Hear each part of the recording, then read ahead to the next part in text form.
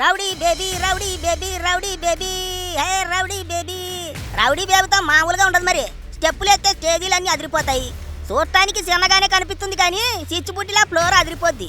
సినిమాల ఈ విషయంలో స్టెప్పుల ఈ విషయంలో సాయి పల్లవికి చాలా మంది ఫ్యాన్స్ ఉన్నారు. కానీ ఇప్పుడు అమ్మడు సోషల్ మీడియాలో ఓ కామెంట్ ఎట్టి అందరికీ టార్గెట్ అయిపోయినది. ఇంతకీ ఈ విషయం ఏంటంటే జమ్మూ కాశ్మీర్లో ఆ ఎదవ టెర్రరిస్టులు మనోళ్ళను అన్యాయంగా చంపారు. దేశం అంతా ఇప్పుడు వాళ్ళని చీల్చి చెండాడాలి, గొయ్యి తీసి పాచేయాలి అన్నట్టు ఆవేశంతో ఉడికిపోతున్నారు. ఒకరు కాదు ఇద్దరు కాదు 28 మంది అమాయకుల్ని ఐడి కార్డులు చూసి మరి చంపారంటే దారుణాతి దారుణమని చిన్నపిల్లలు సైతం కోపంతో రగిలిపోతున్నారు. సోషల్ మీడియాలో ఎక్కడ చూసినా అయ్యే ముచ్చట్లు కనిపిస్తున్నాయి, అయ్యే కామెంట్లు కనిపిస్తున్నాయి.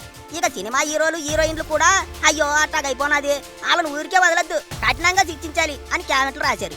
అందరిలాగే సాయి పల్లవి కూడా చాలా బాధపడిపోతూ ఓ కామెంట్ రాసింది. ఎదుగా ఇక్కడే వచ్చింది అసలు సమస్య. ఎంతమంది హీరోలు హీరోయిన్లు కామెంట్లు ఎట్టినా సర్లే అనుకున్నారు చాలా మంది. కానీ సాయి పల్లవి ఎట్టిన కామెంట్ చూసి ట్రోలింగ్ మొదలెట్టారు. రామాలు చేయకు, అట్టా చేయకు, ఇట్టా చేయకు అని ఏకిపారేస్తున్నారు.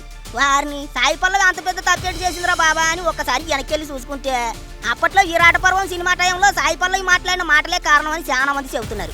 ఎంతకీ అప్పట్లో సాయి పల్లవి ఏటి మాట్లాడిందబ్బా అంటే మన ఇండియన్ ఆర్మీ పాకిస్తాన్ ప్రజల్ని ఉగ్రవాదులు అనుకుంటుందట. అలాగే వాళ్ళు కూడా మనల్ని అలాగే అనుకుంటూ ఉంటారట. ఇట్లాంటివే గలాటకి కారణం అవుతాయి, మన ఆలోచన విధానం మారాలి అంటూ మాట్లాడింది. అంటే ఏటన్నట్టు పాకిస్తాన్ వాళ్ళు చాలా మంచోళ్ళు, మనోళ్ళే వాళ్ళని ఉగ్రవాదుల్లా చూస్తారు, అట్లా చూడొద్దు అన్నట్టు మాట్లాడిందట. ఈ విషయంపై అప్పట్లోనే పెద్ద రచరచ అయింది. మళ్ళీ సాయి పల్లవి ప్రత్యేకంగా వివరణ కూడా ఇచ్చుకోవాల్సి వచ్చింది. ఇక ఇన్నాళ్లకు ఇప్పుడు ఉగ్రవాదులు దాడి చేసిన టైంలోనే సాయి పల్లవి మరోసారి కామెంట్ ఎట్టడంతో అంతా తగులుకున్నారు. సాయి పల్లవి ఎట్టిన ట్వీట్ కింద కామెంట్లు చూస్తే ఓరి భగవంతుడా అనిపిస్తుంది. అట్లా ట్రోలింగ్ చేస్తున్నారు. నిమిషాల్లోనే వేల కొద్ది కామెంట్లు వచ్చాయి. అటు ఫౌజీ సినిమాలో ప్రభాస్ కి జోడీగా నటిస్తున్న ఇమాన్వి ఇస్మాయిల్ ని కూడా చాలా మంది ట్రోలింగ్ చేస్తున్నారు. ఆ హీరోయిన్ ను పాకిస్తాన్ హీరోయిన్ అని, ఆవిడ్ని సినిమాలోంచి తీసేయాలని చాలా మంది కామెంట్లు పెడుతున్నారు.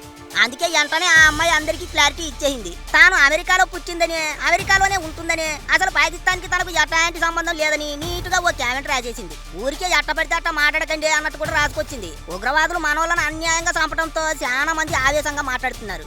ఎవరు దొరికితే వాళ్ళను చీల్చి చెండాడుతున్నారు. పాత విషయాలన్నీ బయటికి తీసి మరీ ట్రోలింగ్ చేస్తున్నారు.